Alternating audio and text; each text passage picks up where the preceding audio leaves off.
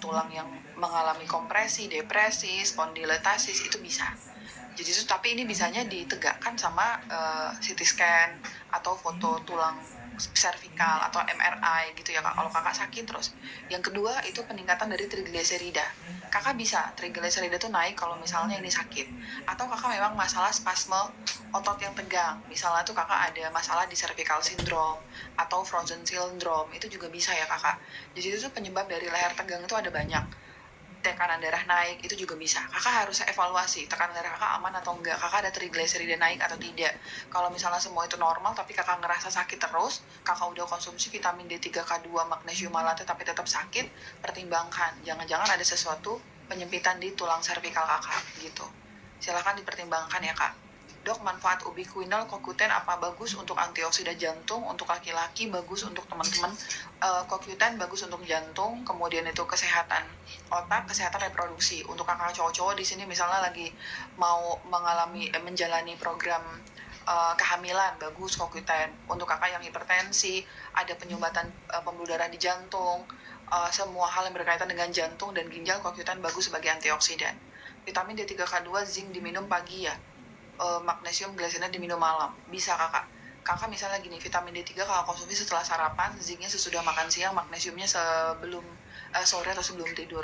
Menaikkan HB pakai apa dong? Banyak-banyak konsumsi protein hewani kakak. HB itu banyak-banyak konsumsi protein hewani. Kalau kakak mau lihat suplemennya itu di grass fed liver 3 kapsul per hari dan folat B12 2 kapsul per hari. Vitamin D3K2 yang bagus apa dok? Kakak aku punya dua, ada yang soft naturbel, yang soft gel, ada yang kapsul future biotic. Kalau kakak yakin gak ada alergi kacang, pakainya yang soft gel. Kalau kakak nggak yakin, pakainya yang kapsul. Dok, aku pas minum zinc selenium Comperdil, BAB jadi cair tapi tidak mules. Kalau nggak minum zinc nggak apa-apa. Kakak kalau BAB cair cuma 1-2 kali per hari nggak apa-apa. Yang penting kakak memenuhi kebutuhan air putih kakak minimal 40 ml kali kilogram berat badan. Dok, apakah gastritis boleh minum probiotik? Oh, boleh banget, kakak malah sangat-sangat dianjurkan. Yang tidak boleh konsumsi probiotik itu pada kondisi SIBO. SIBO atau kakak itu selalu kembung, begat, perut kakak mau meledak, apalagi kalau kakak habis makan sesuatu yang sehat, tunda dulu, jangan konsumsi probiotik. Kalau jumlah trombosit berlebih gimana dong? Kakak yang berlebih trombositnya aja atau komponen lain juga lebih? Misalnya tuh HB kakak juga lebih, hematokrit kakak juga lebih, eritrosit kakak juga lebih. Kalau semuanya lebih-lebih, kemungkinan besar ada kondisi namanya polisitemia vera. Kakak cari tahu tentang itu ya kak. Dok, tenggorokanku sakit tapi pas amandelnya. Oh, berarti radang tenggorokan. Kakak periksa ke THT, apakah ini bagian dari kontribusi infeksi virus ataukah infeksi bakteri. Karena kalau amandel ada infeksi bakteri membutuhkan antibiotik. Kakak silahkan periksa ke dokter THT-nya ya kak. Potasium sitrat bisa digabung dengan zinc quercetin dong, bisa. Etalase berapa yang untuk HB tadi? Kakak mohon izin, aku nggak hafal sama etalasenya. Boleh kakak cari di etalase aku, ada namanya grass fed liver 3 kapsul per hari sama folat B12 2 kapsul per hari untuk meningkatkan HB. Jangan lupa banyak-banyak konsumsi protein hewani. Brain fog. Kakak, brain fog itu banyak sekali penyebabnya. Kakak identifikasi brain fog kakak karena apa ya gitu. Brain fog bisa karena kakak ada masalah dengan leaky gut. Leaky gut itu orang-orangnya brain fog kakak. Kemudian kakak ada masalah sama kelenjar adrenal. Misalnya kakak kebanyakan konsumsi steroid, methylprednisolone, dexamethasone, itu juga bisa brain fog. Jadi resistensi insulin, teman-teman yang diabetes, kemudian teman-teman yang kolesterol tinggi itu bisa brain fog kak. Jadi itu tuh brain fog itu banyak penyebabnya. Jadi kakak harus tahu dulu penyebabnya apa. Suplementasi untuk brain fog beberapa itu seperti vitamin B12, kemudian tuh vitamin D3K2, magnesiumnya pakai gorongan dari magnesium L-threonate. Ada lagi 5-HTP itu juga bisa, atau mushroom kompleks isinya jamur semua itu juga bisa meningkatkan brain fog, membantu mengatasi brain fog. Dok, kalau konsumsi baking soda boleh minum magnesium citrate? Boleh. MCT oil untuk apa ya dok? MCT oil itu merupakan sumber lemak baik untuk kakak-kakak di sini yang misalnya nilainya trigliseridanya kerendahan, atau kakak-kakak di sini yang pengen menurunkan berat badan kan harus mengganti sumber energi yang biasanya energi kakak berasal dari gula, diganti energinya dari lemak. Kakak bisa pakai MCT oil. Makanya ada beberapa pendapat yang bilang, oh kalau kamu mau cepat turun berat badan pakai MCT oil. Bukan dalam arti itu bukan obat diet ya kak, tapi MCT oil itu bisa ngebuat kakak terus-terusan kenyang. Jadi menekan selera makan. Untuk teman-teman yang kanker, teman-teman yang tumor, yang lagi mau menjalani ketofastosis, bagus banget kakak kalau konsumsi MCT oil gitu ya kak. Sakit tenggorokan bukan dari GERD dong. Iya kakak Safira, kakak mohon izin kakak periksa dulu ke dokter THT-nya ya kakak. Kan diagnosis tenggorokan tuh ada banyak ya kak, faringitis, tonsilitis, laringitis. Nah kakak tanyakin dulu nih, kira-kira ini kakak tipe sakit tenggorokannya butuh antibiotik atau tidak gitu. Itu harus diperiksa kak. Diperiksa dokternya tuh harus periksa kakak. Aku kan nggak periksa kakak, khawatirnya itu tuh nanti aku salah. Tapi untuk menurunkan peradangan kakak harus konsumsi vitamin D3K2. Kalau kakak nggak ada perut perih, vitamin C kakak ya, bagus untuk menurunkan peradangan. Dom, saya diresepkan obat hormonal, dimnya lanjut atau stop dulu dom? Pilih salah satu ya kak, karena nanti dia berkontraindikasi kak. Kalau aku pilih salah satu. Kalau kakak milih hormonal ya stop dimnya. Suplemen untuk otak itu anak apa ya dong? Omega 3. Omega 3 bagus untuk kesehatan anak kita kakak ya. Kalau untuk teenager ginkgo biloba juga bagus. Kalau anak-anak misalnya dari umur 9 tahun ke bawah itu pakai omega 3 fish oil karena otak kita itu perlu lemak ya kakak. Dok, anak 6 tahun dideteksi low stomach acid, jadi penyerapannya nggak bagus, bisa pakai apa? Cuka apel atau betain HCl boleh. Kalau kakak khawatir betain HCl karena kapsulnya terlalu besar, pakai cuka apel. Dari dosis yang paling kecil, kakak bisa main di 1 sendok teh dicampur segelas air sebelum makan pagi dan sore. Kakak lakukan evaluasi terhadap kondisi anak kakak. Kalau misalnya masih aja kembung, begas, sebahnya nggak kurang-kurang, tapi setelah konsumsi cuka apel dia tidak menunjukkan tanda-tanda perut perih, bisa dinaikin dosisnya kakak ya, gitu. Kak, eksim kering di kaki nggak sembuh-sembuh, perbaiki pola makan kak. Kakak tahu musuh dari eksim yang terbesar itu adalah gula, junk food, ultra processed food, semua yang dari tepung, segala seblak, itu ya kakak, itu musuh terbesar dari eksim. Kakak cobain aja deh, kakak udah rajin tuh, pakai salep steroid, kakak konsumsi, misalnya kakak gatal, kakak dikasih steroid, kakak dikasih cetirizine, dia nggak kering-kering kayak nggak sempurna gitu. Kalau kakak masih makan junk food, ultra processed food, itu nggak bisa ya kak. Jadi itu silahkan dipertimbangkan untuk menjaga ya kayak pola makan kakak. Dari aku kalau eksim vitamin D3K2, kemudian itu magnesium, zincnya pakai yang zinc quercetin. Zinc quercetin harus dikonsumsi teman-teman ya, 1 kapsul sesudah makan pagi, siang, dan sore. Eksim pakai probiotik kakak ya, pakai probiotik. Salep silahkan kakak pilih, yang penting jangan ada kortikosteroid aja, nanti kakak tergantungan soalnya. Tapi nggak ngaruh, akhirnya saya minum Bodrek ekstra. Kenapa kakak nggak ngaruh apanya? Mungkin aku terlambat baca yang sebelumnya kakak ya. Dok, telur untuk omega 3 pada anak remaja idealnya sehari berapa telur? Kakak kalau untuk dewasa remaja ini ideal ya kak, bukan kayak Om Aderai atau atlet-atlet yang lagi membentuk massa otot, itu kan mereka telurnya itu tuh udah yang sampai 10, 12 gitu ya kak. Kalau aku di 4 sampai 6 itu per hari. Aku konsumsi kalau sekali makan tuh bisa di 4 ya kak, 4 sampai 5 tuh oke. Selama kakak yakin tidak ada alergi telur sama sekali. Dokter, kulit telapak kaki tangan mengelupas bertahun-tahun, usus bocor atau autoimun ya dok? Kakak Fatimah, yang pertama aku tidak melihat bagaimana kondisi kulit kakak saat ini seperti apa. Bisa leaky, tapi ini bisa mengarah ke leaky gut, bisa ke autoimun. Teman-teman, kalau kalian tahu, aku tuh dari SMP jerawatan tuh yang parah. Jerawat aku tuh bukan cuma yang satu, buat cantik-cantik tuh bukan kak, yang langit yang ada bintangnya itu bukan. Jerawat aku tuh memang seluruh muka gitu ya kak. Aku tuh bermasalah dengan jerawatan. Ternyata tuh setelah aku ke functional medicine, setelah aku laser sana-sini, menggunakan banyak skincare, ya perbaikan, tapi tidak signifikan. Ternyata setelah aku mempelajari masalah kulit termasuk jerawat itu ada hubungannya dengan leaky gut kakak. Jadi teman-teman yang memiliki masalah di kulit nggak selesai-selesai, nih ya kak, aku tuh sekarang tuh udah jauh membaik, tapi setiap aku menstruasi, siklus menstruasi, atau aku kurang tidur karena aku terlibat dalam berbagai project gitu ya kakak, itu akan bersemi indah gitu ya kak. Tapi secara besar, garis besar tuh aku mengalami perbaikan yang cukup signifikan ketika aku memahami bahwa kondisi kulit kita, entah itu jerawat, eksim, psoriasis, vitiligo, dermatitis, itu berkaitan erat sama kondisi kesehatan pencernaan kita. Nah, semua penyakit kulit yang kronik bertahun-tahun gak sembuh-sembuh itu leaky gut kakak. Tapi apakah kakak autoimun? Nah, itu harus dicek kembali kakak. Kakak cek tuh ANA IF, ANA profile untuk mengetahui kakak autoimun atau tidak. Tapi kalau leaky gut itu udah pasti. Aku pun juga terindikasi kena leaky gut kakak ya. Jadi ketika aku jerawatan, aku bener-bener mengkat semua gula, junk food, ultra processed food, gak makan pizza, aku gak makan burger, aku gak makan seblak, bener-bener clear ya kak. Hanya makan sayur, buah yang rendah, indeks glikemiknya rendah, kemudian protein, aku pangkas semua gak makan karbohidrat olahan, minum vitamin D3K2, zinc, omega 3 fish oil, probiotik, itu membaik kakak.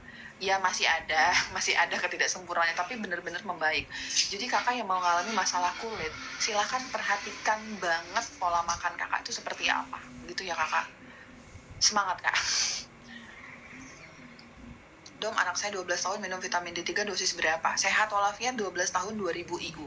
Tapi nasi masih boleh. Nah, ada pertanyaan baik, nasi ataukah boleh atau tidak? Bener banget dok, wajahku sekarang gak pakai apa-apa tapi minum 5 formula wajah berseri. Iya kakak Diang, memang seperti itu. 5 formula itu vitamin D3K2, magnesium, zinc, probiotik ya teman-teman. Jadi kalau kalian yang punya masalah di kulit, silahkan mempertimbangkan 5 formula. Kalau untuk zincnya pakai yang zinc quercetin. Silahkan dipertimbangkan ya kak. Oke, apakah nasi boleh atau tidak? Ini sebuah perdebatan yang gak usai-usai ya kakak ya. Aku akan memberikan pendapat aku secara objektif. Apakah nasi itu boleh atau tidak? Nasi itu karbohidrat tapi dia golongan biji-bijian kakak. Sedangkan biji-bijian itu sama seperti protein, berpotensi menimbulkan alergi. Aku punya pasien yang gak bisa konsumsi nasi. Waktu konsumsi nasi, jadi kembung, begah, terjadi reaksi negatif setelah konsumsi nasi. Jadi apakah nasi boleh atau tidak itu disesuaikan sama kondisi kakak gitu. Kakak tahu ada pola karnivora. Teman-teman yang karnivora, kakak cek aja lah ya. Ada akun Mas Putra ya, itu dia karnivora banget itu ya. Kakak lihat badannya, apakah dia jadi letoy? Enggak, justru jadi kekar, dia jadi bagus gitu ya kakak. Jadi itu tuh sebenarnya kalau kita menggunakan teori kakak, nasi itu tidak kita butuhkan. Kalau kita menggunakan teori yang benar, nasi itu kita bisa hidup tanpa nasi, itu bisa. Bukan kayak air, oksigen, itu mah kita udah wajib kakak ya. Tapi kita bisa hidup tanpa nasi. Tapi apakah teman-teman tidak boleh konsumsi nasi? Silahkan tanya kondisi kakak. Kalau saat ini kakak sehat walafiat secara umum kakak ya, kakak bener-bener kayak orang biasa-biasa aja gitu, kakak boleh konsumsi nasi. Tapi kalau kakak autoimun, kakak leaky gut, kakak kanker, memang kakak mempertimbangkan untuk konsumsi sesuatu hal yang tidak berpotensi menimbulkan alergi. Nasi, grain, biji-bijian itu berpotensi menimbulkan alergi. Jadi silahkan kakak sesuaikan dengan kondisi kakak. Kalau misalnya kakak udah diabetes, kalau diabetes itu kan berarti kan gulanya kan kebanyakan. Nasi itu kan golongan karbohidrat. Ya kalau kakak diabetes ya kakak jangan konsumsi nasi. Tapi kalau kakak kanker, kakak yang lagi flare, kakak pertimbangkan untuk tidak konsumsi nasi. Kalau misalnya kakak lagi gut inflammation, usus kakak tuh lagi bener-bener peradangan yang kakak bingung mau konsumsi apa, kok semuanya alergi, kakak pertimbangkan untuk tidak konsumsi nasi. Tapi kalau kakak sehat, walafiat, kakak seperti orang kebanyakan, dan kakak konsumsi nasi tidak ada efek samping sama sekali, ya kakak boleh, gitu ya kak. Jadi silakan dipertimbangkan sesuai dengan kondisi kakak. Saya usia 50 tahun sudah minum vitamin D3K2, magnesium, zinc, pico, selenium. Kakak Yani, Ibu Yani, punten. Ibu Yani, tujuan Ibu apa? Apakah ada sesuatu hal yang pengen Ibu perbaiki? Enggak dong, saya mah sehat dong. Saya pengen nambah suplemen aja gitu ya. Ibu udah konsumsi vitamin D3K2, magnesium, zinc, picolinat, selenium. Ibu nggak ada masalah pencernaan apapun. Selanjutnya yang aku rekomendasikan adalah antioksidan Ibu. Karena semakin kita tua, antioksidan kita tuh semakin turun. Kemampuan tubuh kita dalam memproduksi antioksidan semakin turun. Tapi sedangkan tuh hidup kita tuh banyak banget radikal bebas ya Ibu. Ibu nggak sengaja ke pasar, ngirup asap knalpot, ngirup asap rokok, itu udah radikal bebas. Nah, jadi untuk teman-teman 50 tahun kalau tidak ada keluhan, bisa konsumsi udah vitamin D3, magnesium, zincnya terpenuhi. Kalau ada masalah pencernaan, tambahannya probiotik. Tapi kalau misalnya Ibu masih ada dana lagi, mau tambah antioksidan, boleh astaxanthin, boleh glutathione, boleh. Ibu masih ada dana lagi, Ibu mau tambah omega 3 fish oil, itu lebih baik. Beda TUDCA dan oxbile apa? Kakak beda ya. Kalau oxbile tuh garam empedu, tapi TUDCA itu dia Kalau TUDCA itu bagian dari cairan empedu, kalau oxbile itu merupakan zat metabolit dari garam empedu gitu. Satu keluarga, tapi mereka itu zat metabolit aktifnya itu berbeda gitu ya kakak. Kalau untuk batu empedu aku mengkombinasikan keduanya. Dok, vitamin yang cocok buat GERD. Dok, waktu GERD sesak nggak? Waktu aku GERD, aku bukan sesak nafas kayak orang lari lapangan, bukan. Tapi itu aku narik nafas tuh berat kak. Kayak narik nafas tuh berat, kemudian tuh nafas tuh terasa pendek, kayak ada yang mengganjal di bagian dada. Itu waktu aku GERD, tapi aku nggak sesak nafas kayak orang terengah-engah, itu nggak ya kak. Kalau terengah-engah itu tuh bagian dari jantung atau paru, tapi kalau kakak gitu, itu bagian dari sistem pencernaan. Jadi itu beda ya kak, antara sesak nafas sama nyesek itu beda. Nah kalau GERD itu nyesek. Terapi dari GERD adalah satu, kakak harus memahami ya kak, banyak banget pendapat yang berbeda-beda. Kalau di dalam functional medicine, GERD itu kita melihatnya dari pH lambung yang berubah. Kalau GERD itu kita melihatnya pH lambung yang berubah. Tapi kalau teman-teman dokter konvensional, dokter penyakit dalam, itu melihat produksi volumenya yang berubah.